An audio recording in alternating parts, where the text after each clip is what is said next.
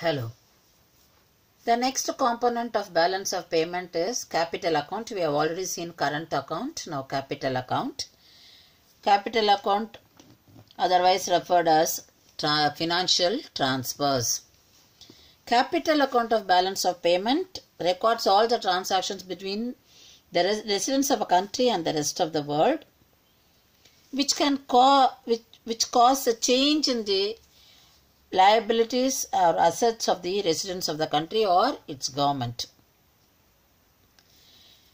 The capital account is used for finance deficit in current account and absorb surplus of current account.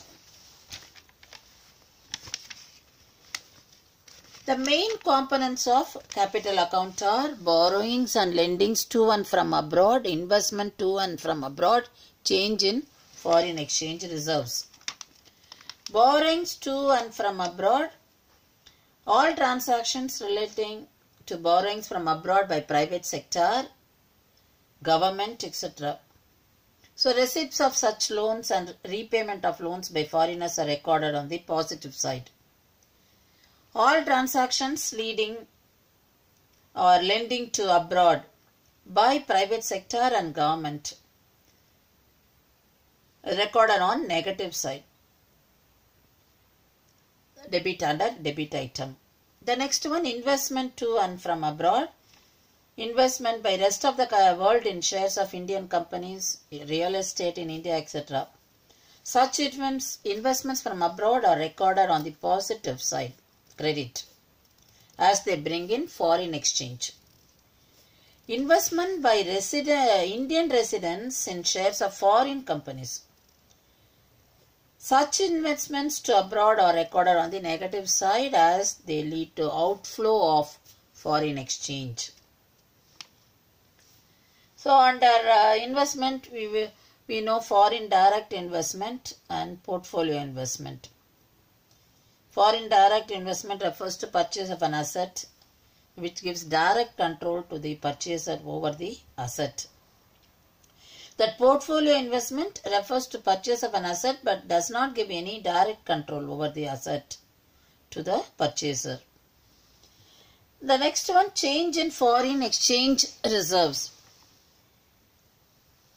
A change in reserves serves as the financing item in India's BOP.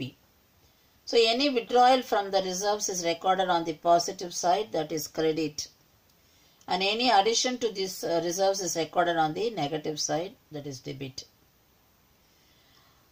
Change in reserves is recorded in the BOP account and not reserves. So balance on capital account. Here also you find surplus in capital account, where you find credit items are more than debit items.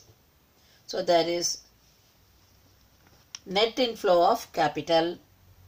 And the next one, deficit in capital account arises when debit items are more than credit items, which indicates net outflow of capital.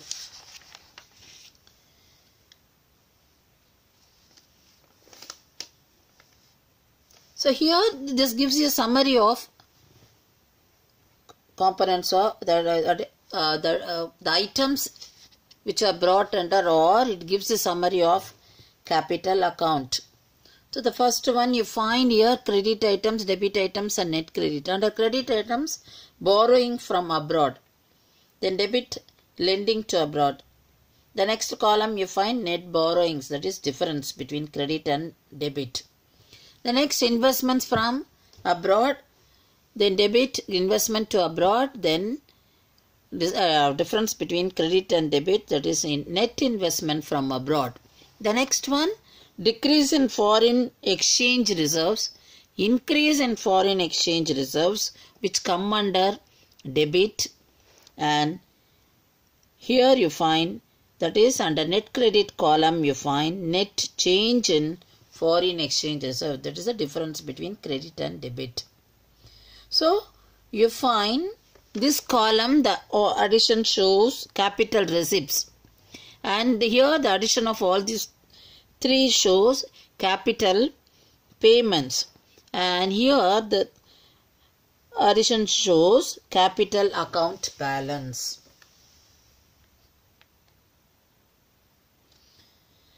So the current account transaction brings a change in the current level of a country's income.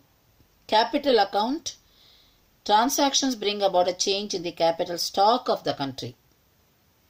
Current account is a flow concept as it includes all items of flow nature.